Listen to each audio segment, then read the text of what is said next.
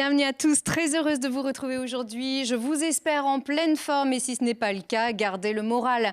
On est là pour vous parler de sport, pour vous donner des nouvelles de vos équipes préférées, vous donner des repères en cette période de zone d'ombre dans ce décor très montagnard. Vous savez que Télé Grenoble se met à l'heure des rencontres ciné-montagne avec des diffusions des plus beaux films de montagne de cette année, tous les soirs sur Télé Grenoble à partir de mardi jusqu'à samedi prochain. On a choisi ici ce soir un des plus beaux sourires du sport français et un niveau qui touche le ciel pour vitaminer votre soirée sur Télé Grenoble. Championne du monde 2018 d'aviron, Laura Tarantola, bienvenue. Merci, bonjour. Merci beaucoup de ta fidélité. Une habituée de ce plateau. D'ailleurs, on s'était vu l'an dernier, presque à la même heure, mais avec un contexte très différent. On parlait de qualification pour les JO. C'est toujours en cours, puisqu'ils n'ont pas eu lieu. Oui, c'est ça. On espère l'année prochaine. Exactement. On touche du bois, ça tombe bien, il y en a partout ici. Alors, comment est-ce que tu as traversé la période de doute, l'annulation, le report et donc aujourd'hui l'incertitude ou pas? On verra bien, on en reparle dans un instant. Mais tout de suite, des nouvelles avec le Zap de la semaine.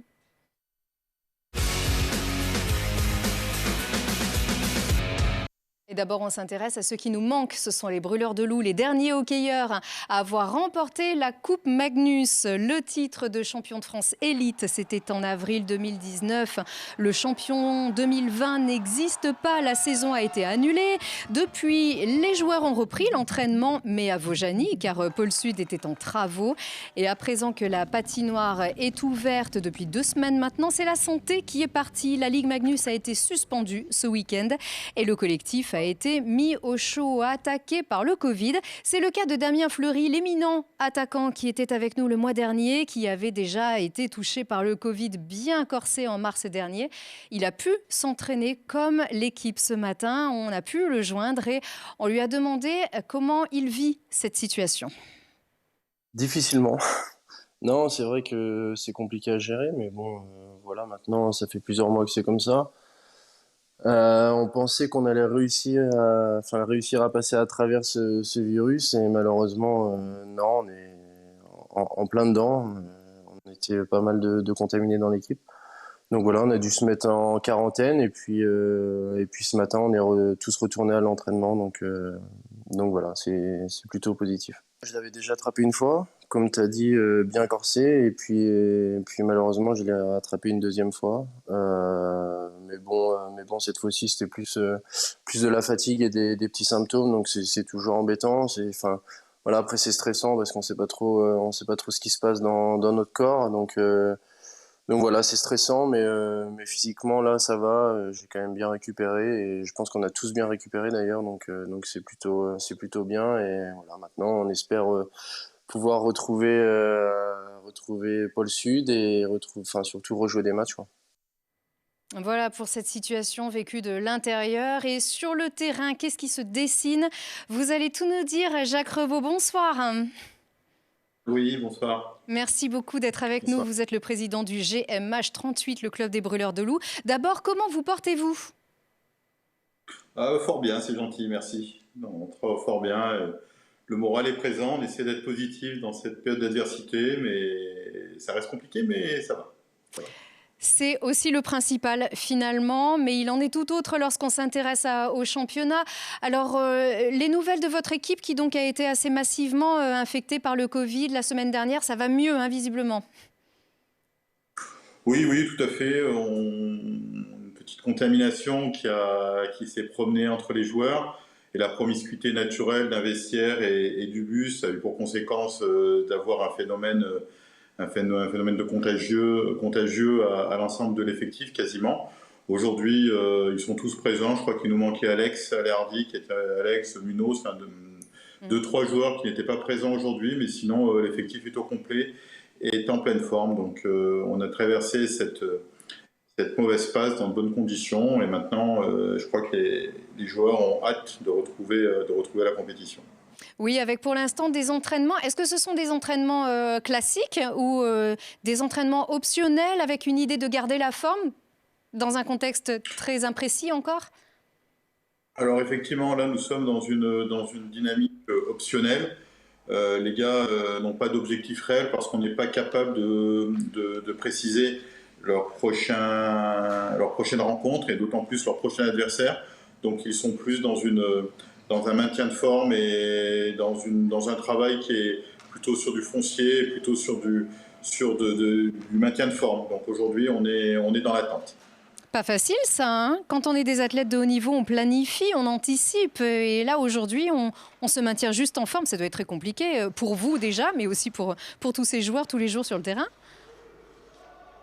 D'une manière générale, lorsqu'on est compétiteur, on a besoin de planifier, d'organiser, de structurer aussi bien sa forme que son état d'esprit.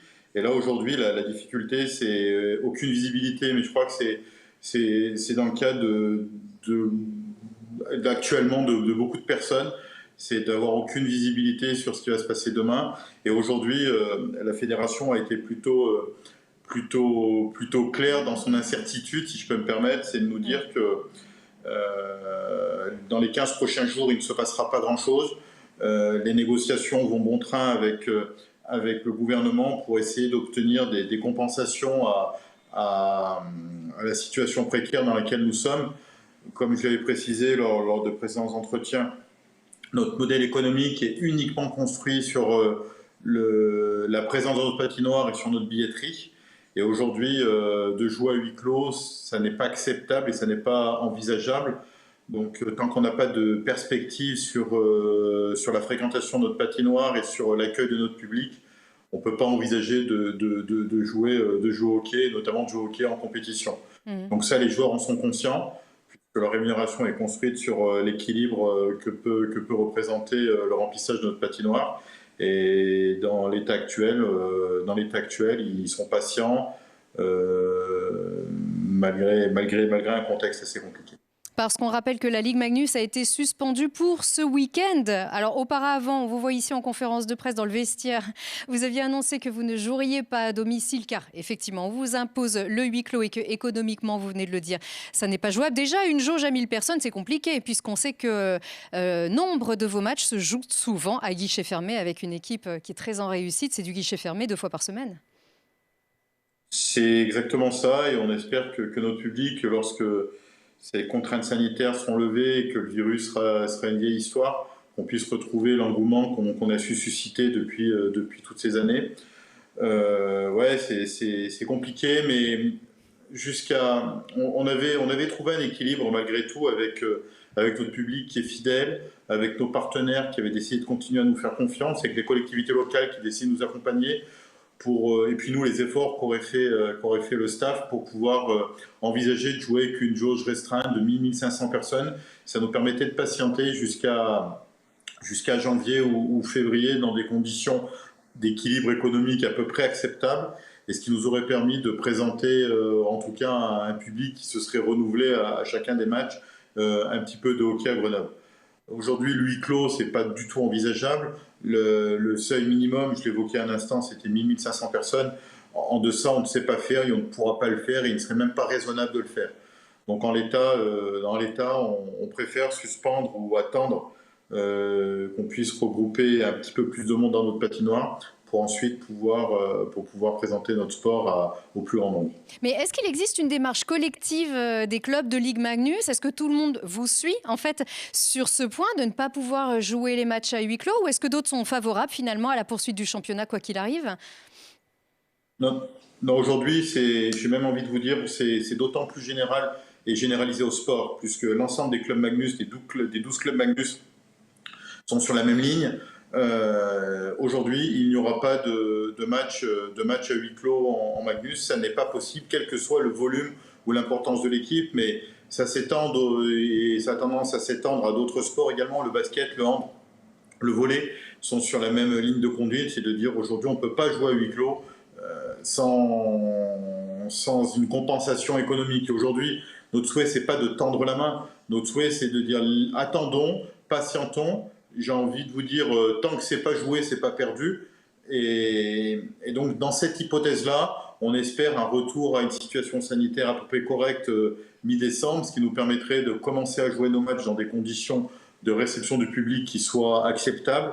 Et dans cette hypothèse-là, on pourra envisager une fin de championnat fin mai, peut-être fin avril, fin mai, et on aurait un spectacle qui serait présenté, on aurait un championnat qui aurait la même consistance qu'elle a eue depuis toutes ces années.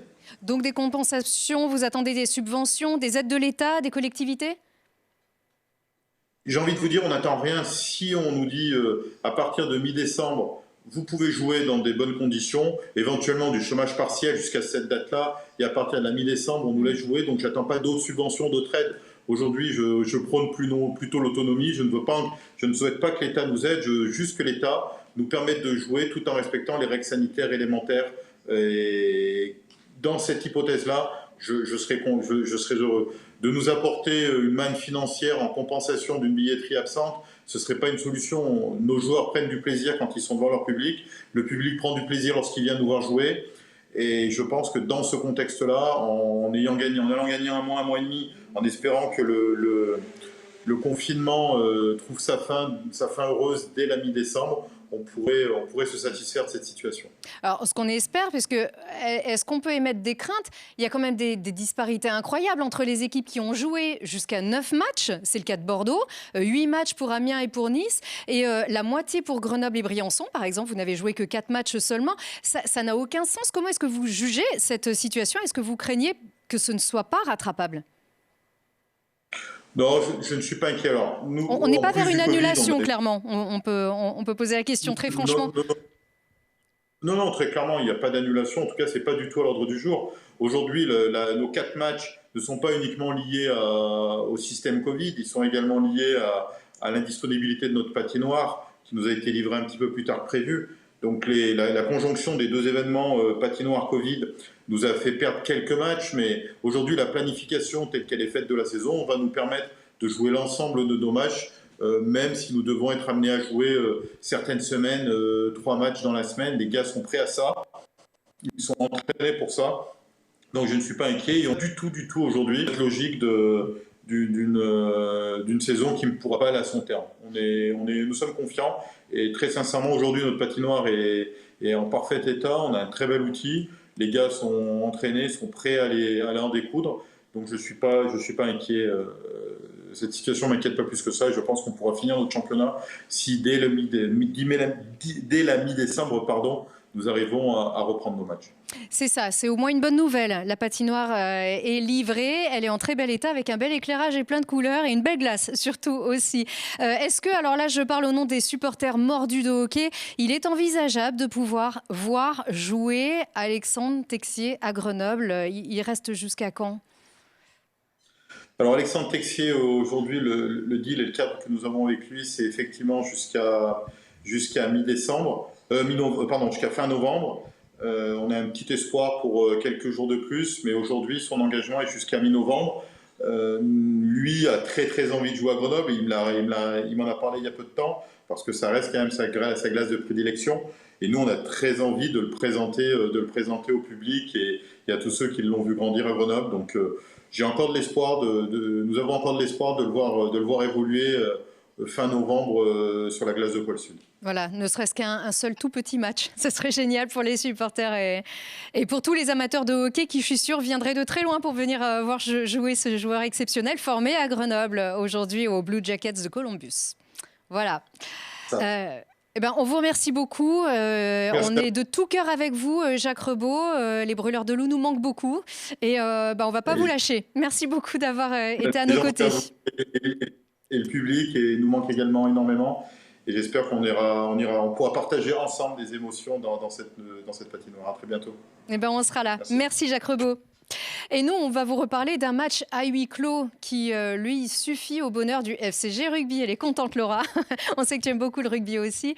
Le FCG heureux de jouer déjà et encore plus de gagner. Alors, pas encore de très belle manière, encore une fois, avec une équipe qui a pu gagner un petit peu plus largement, comme pour l'équipe de France de rugby d'ailleurs. Victoire 24-17 contre Mont-de-Marsan, avant-dernier du championnat, qui a donc démarré en force à Mont-de-Marsan avec un essai. Et le FCG a résisté, puis rattrapé son retard grâce à l'ange gardien Capozzo et repris beaucoup d'avance en début de seconde mi-temps avec un essai, on l'a vu, de Romain Fusier, puis ici de Benito Massilevou, le marqueur d'essai en forme de ce début de saison.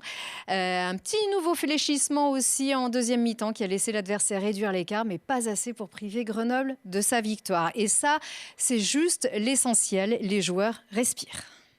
On en avait besoin, tout le monde en avait besoin, donc on se satisfait de ça ce soir. Et puis maintenant, voilà, on est dans le ventre mou, donc il faut gagner les matchs les uns après les autres et pas non plus se prendre pour d'autres. Et aujourd'hui, on est content de notre performance, d'autant plus que Mont-de-Marsan fait un bon match. Et c'est sûr, c'est le plus important, c'est même s'il y a eu quelques erreurs, de se remettre la tête à l'endroit, de se reconcentrer, de faire les choses correctement après. Et c'est l'essentiel, c'est ce qu'on doit aussi retenir sur ce match et ce qui va nous faire avancer tout au long de l'année. C'est plus facile de descendre au classement que de remonter.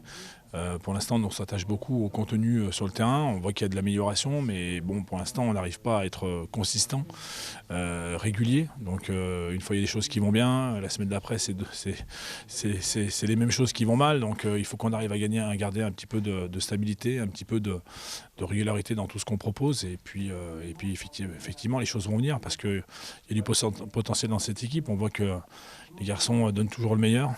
Donc voilà, on a des raisons d'être optimistes pour la suite, même si aujourd'hui c'est encore assez dur. Alors on a vu que la bouteille n'est jamais complètement pleine, évidemment. On a plutôt confiance dans cette équipe, on sait que ça va bien marcher. Alors pas de Laura dans les tribunes du FCG, ça manque hein, ça. Ah oui, j'adore aller voir le match du FCG. Ouais, c'est vrai que ça manque et c'est dommage de faire des matchs en huis clos, mais bon, c'est comme ça. Alors nous, on a la chance de pouvoir y assister, journaliste, c'est notre métier aussi. On est le relais de ce spectacle sportif. Effectivement, c'est quand même pas évident quand on rêve, quand on est tout petit, de pouvoir jouer dans un stade comme le Stade des Alpes. Jouer à huis clos, c'est vrai que c'est très étrange, et pour les joueurs aussi. On a eu le premier match à huis clos contre Valence-Roman. La semaine d'après, on est allé à Vannes qui avait un stade avec 5000 places bien remplies. Donc c'est vrai que de semaine en semaine, ça fait un peu bizarre. Après, ce soir, c'est la deuxième fois et puis on va enchaîner donc, les matchs à huis clos. Donc c'est vrai que c'est un contexte assez spécial qu'on n'aurait pas du tout imaginé quand on était jeune et en voulant jouer en pro. Donc là, il faut s'y habituer de toute façon et puis faire les choses correctement. Les choses vont revenir à la normale après dans plus ou moins de temps. Donc il faut qu'on fasse les choses correctement déjà. C'est un peu triste, surtout dans un stade comme le nôtre. On aimerait qu'il y ait les supporters qui nous poussent et ça nous aide beaucoup, surtout dans un championnat comme la Pro D2 qui est un championnat très dur et où les matchs à domicile sont vraiment avantageux pour l'équipe. Ouais, c'est un peu triste, mais bon voilà, on fait avec, on va s'y habituer. Je pense que ça va aller mieux de match en match. Et puis, il faut savoir aussi que le groupe manque de forces vives, mais en tout cas, ça revient. Arrivée d'une pointure de l'Hexagone, Jean-Charles Aurioli a donc signé pour le FCG, c'est officiel. Le talonneur du RC Toulon pendant 10 ans, qui a été 3 ans à La Rochelle, il va pouvoir renforcer ce collectif. Et puis, Timossi Nagusa est enfin arrivé à Grenoble, auteur de 92 essais à Montpellier, où il a passé ses 10 dernières années. Le président Nicolas Cunha a affirmé dans une allocution aussi sur Twitter que le huis clos ne posait pas de problème dès lors qu'il percevrait des aides financières, au moins pour les 4 ou 5 matchs à venir. Allez, tout de suite, on parle du GF38 qui a donc été emporté la semaine dernière par une grosse vague de Covid avec 19 cas, dont 13 joueurs. C'est désormais du passé. Mais dans quelles conditions est-ce que les joueurs ont fait leur retour à l'entraînement la semaine dernière et selon quel protocole? Voici ce reportage de Lilian Veillé qui vous dit tout. Au GF38, c'est l'étonnement. Rien ne laissait penser que le virus allait s'immiscer au sein du club. Ceux qui ont été positifs en même temps que moi, ça a été un peu la surprise parce qu'on ne s'y attendait pas du tout. Et pourtant, 2 vagues de Covid ont touché quasiment tout l'effectif et le staff grenoblois. Un protocole sanitaire a donc été mis en place. Lorsqu'un joueur est testé positif, il est tout de suite isolé pendant une période de 7 jours. Quand un joueur est symptomatique, au bout de 7 jours, il va voir le doc.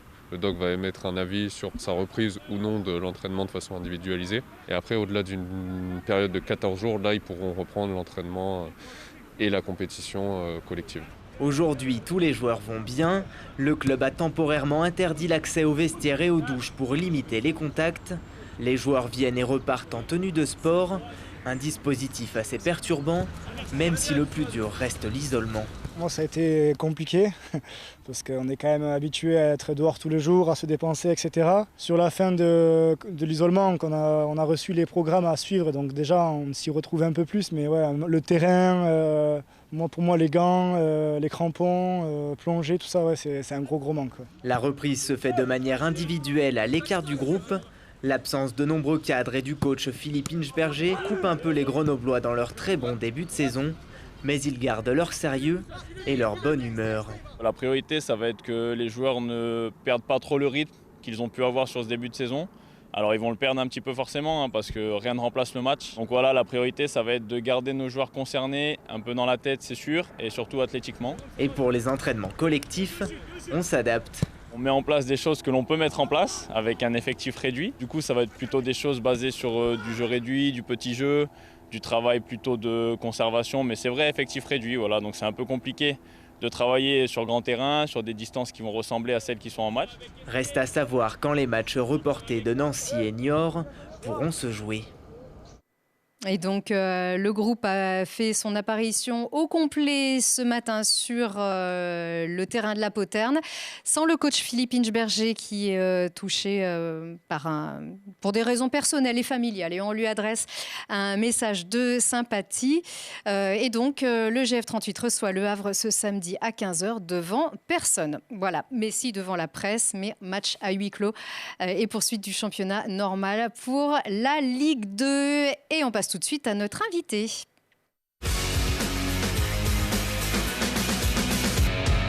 Et elle est là, c'est elle qui nous accompagne toute l'année avec ce petit jingle. Et merci de nous prêter le sourire pour notre émission. Belle surprise. Ah ouais. En tout cas, les saisons se suivent, donc avec toi ici en plateau, mais elles se ressemblent pas toujours. Donc le niveau ne cesse de s'élever. Le contexte, on n'en parle pas, mais si, en fait, on va en parler avec toi, Laura. 5e au championnat d'Europe 2020. Ouais, déjà, ce championnat d'Europe a pu avoir lieu. Oui. Franchement, on était hyper contente de pouvoir concourir à ces championnats d'Europe.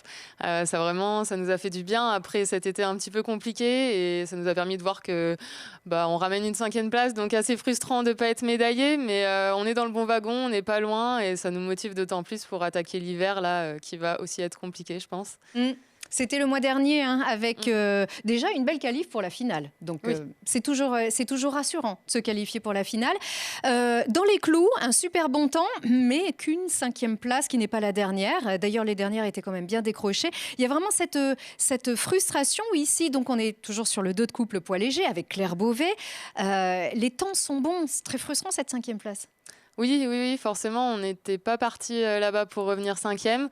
On a des fortes ambitions, on a vraiment envie d'être médaillé la prochaine fois, donc on se rapproche des meilleurs, mais c'est toujours hyper dense. Voilà, en 3 secondes, il y a 5 bateaux, donc on va essayer de vraiment gratter le petit cran qui nous manque pour les prochaines compètes. Et en tout cas, ça nous a permis de voir que on était dans les bons rails, on s'entraîne bien, mais là, ça nous remet un petit coup de motivation en plus, quoi. Surtout que vous aviez été vice-championne d'Europe toutes les deux. L'an dernier. Alors, une frustration, mais pas de la déception. Le tout, pour l'instant, c'est déjà d'être dans les clous et avec un niveau aux Europes qui est quand même sacrément relevé. Oui, bien sûr. C'est un petit mondial, en fait, presque. Ouais, c'est ça, nous, dans notre catégorie. Donc, c'est hyper serré. Et l'an dernier, au championnat du monde, sur les 6 bateaux qui sont en finale, on est 5 à être des bateaux européens. Donc, les championnats d'Europe, ça représente un petit mondial. Il manque quand même 2-3 nations très fortes sur la scène internationale, mais c'est clair que le niveau est assez relevé, ouais. Alors, vous aviez qualifié votre bateau pour les Jeux l'an dernier, toutes les deux, ces Jeux qui n'ont pas eu lieu. Ça a été quand même un choc, puisque c'est arrivé assez vite, en fait, au printemps, pendant le confinement, cette annonce de ce report. Alors, annulation ou report, en tout cas, les JO de Tokyo n'ont pas eu lieu. Oui, c'était un énorme coup dur quand même. On l'a appris pendant le confinement, comme tout le monde. Et c'était très compliqué, mais bon, c'est bien. On a pris le temps d'accepter cette situation, de la comprendre. Et là, maintenant, on est reparti au taquet. On connaît les dates l'année prochaine. C'est exactement 1 an plus tard que ce qui aurait dû se passer l'été 2020. Donc on ne se pose pas 36 000 questions. On y va, on garde la motivation et l'entraînement tous les jours et en croisant les doigts pour que ça ait lieu et qu'on passe un super moment. Mais déjà, qu'est-ce qu'il faut faire ? Il faut faire du rameur tout le temps parce que le confinement de mars, c'était un vrai confinement avec pas le droit de sortir, pas le droit de s'entraîner sur l'eau. Oui, le confinement de mars, c'était quand même plus compliqué. On a fait énormément de travail physique, chacune chez soi, avec du rameur, du home trainer, de la musculation parce que le club m'avait prêté des poids et des barres de musculation. Là, cette fois-ci, c'est un confinement pour nous qui est un petit peu plus souple parce qu'en étant sur les listes ministérielles du coup, de sportifs de haut niveau, le sport, c'est considéré comme notre profession. En fait, du coup, on a le droit d'aller s'entraîner. Donc, on peut continuer à s'entraîner individuellement chacune de notre côté et on espère pourquoi pas repartir en stage avec Claire pour faire du double. Mais pour l'instant, ça, on est encore dans l'attente des décisions. On voit que tout de suite, votre force, à vous, athlètes de haut niveau qualifiés pour les Jeux, c'est justement de vous projeter vers l'avenir tout de suite. C'est de pas ruminer. Oui, non, on évite de tergiverser, ouais, parce que si on se pose des questions, concrètement, le matin, quand on se lève, on n'a pas envie d'aller s'entraîner, quoi. Alors que si on est persuadé que l'objectif sera là à la fin, voilà, on se doute, est-ce qu'il y aura les jeux, pas les jeux, mais en tout cas, s'ils y sont, il faudra qu'on soit hyper forte avec Claire, donc on va tout faire pour et on se pose pas de questions, on fonce. Déjà, tu as été hyper forte toute seule lorsque tu étais en skiff, donc ce bateau individuel où tu as été championne du monde en 2018. Forcément, alors on change de catégorie avec un bateau qui, lui, est olympique, le dos de couple poids léger pour l'instant. En tout cas, il est olympique. Et ça vous laisse en tout cas parmi les qualifiables. C'est-à-dire qu'il faut rappeler que le bateau est qualifié, le bateau des Françaises, mais pas forcément vous deux. Oui, nous en aviron, c'est assez complexe sur ce terrain-là. En fait, les bateaux sont qualifiés, mais les personnes dedans, voilà, on n'a pas notre nom écrit sur le siège, quoi. Il faut toujours montrer qu'on est présente, toujours montrer qu'on est les 2 meilleures Françaises. Et ce sera donc les 2 meilleures Françaises qui seront dans le bateau à Tokyo. Donc, il faut qu'on se débrouille pour rester ces meilleures Françaises, quoi. Donc, vraisemblablement, ça devrait être le cas. Ça devrait être toi et Claire. Oui, on fait tout pour. Mais oui, non, ce sera certainement le cas, oui. Mais en tout cas, on n'a pas ce droit non plus, quoi. Faut rester performante. Alors, quel est le programme? Parce que on sait que les Jeux vont avoir lieu. Ça a été affirmé et réaffirmé par le CIO. Mais par les temps qui courent, est-ce qu'on peut être sûr de quelque chose? Oui, moi je suis persuadée, je crois à ma petite bonne étoile, je suis persuadée que ça aura lieu. Après forcément, je pense à un huis clos, ce sera certainement moins fun que ce qui aurait pu se passer. Ma famille, là, cette année, il devait venir à Tokyo, mon copain aussi, ça aurait dû être une belle fête. Forcément, ce serait un petit pincement au cœur si c'est à huis clos, mais après, pour nous, le plus important, c'est de les faire, quoi, d'avoir notre objectif au bout de cette ligne droite, quoi. Donc, moi, je suis persuadée qu'ils vont avoir lieu. En tout cas, j'y crois et c'est pour ça que je m'entraîne tous les jours. À huis clos, on va dire que ce sera vraiment dans le pire des cas. Les protocoles vont évoluer, la médecine aussi. J'espère. On nous promet des vaccins pour l'été. Est-ce que les mentalités vont changer? Est-ce qu'on va avoir une acceptation du risque à ce moment-là? On compte un petit peu là-dessus pour que la vie reprenne et pour que la fête soit belle, en toute sécurité. C'est ça. D'ailleurs, toi, ça va? Oui, très bien. Moi, tout va bien. La forme est belle, voilà. Ça va. Pourvu que ça dure. Merci beaucoup, Merci Laura. Et puis, chance à tous ceux qui vont peut-être faire leur petit jogging dans la limite du kilomètre réglementaire, peuvent t'apercevoir sur l'Isère en train de t'entraîner. C'est toujours le cas aujourd'hui, tous les jours? Oui, tous les jours, ouais, c'est ça. On en reparle au printemps. On se refait un petit point d'étape. J'espère que ce sera positif. Eh ben, nous aussi. Merci beaucoup, Laura Tarantola, encore 5e au championnat d'Europe d'aviron. À très vite. Et puis, concernant l'agenda, vous le savez, la réception donc du Havre par le GF38 au Stade des Alpes. Ça sera samedi à 15h. Pour le reste, on attend la suite, évidemment. Merci en tout cas de votre fidélité et à très vite.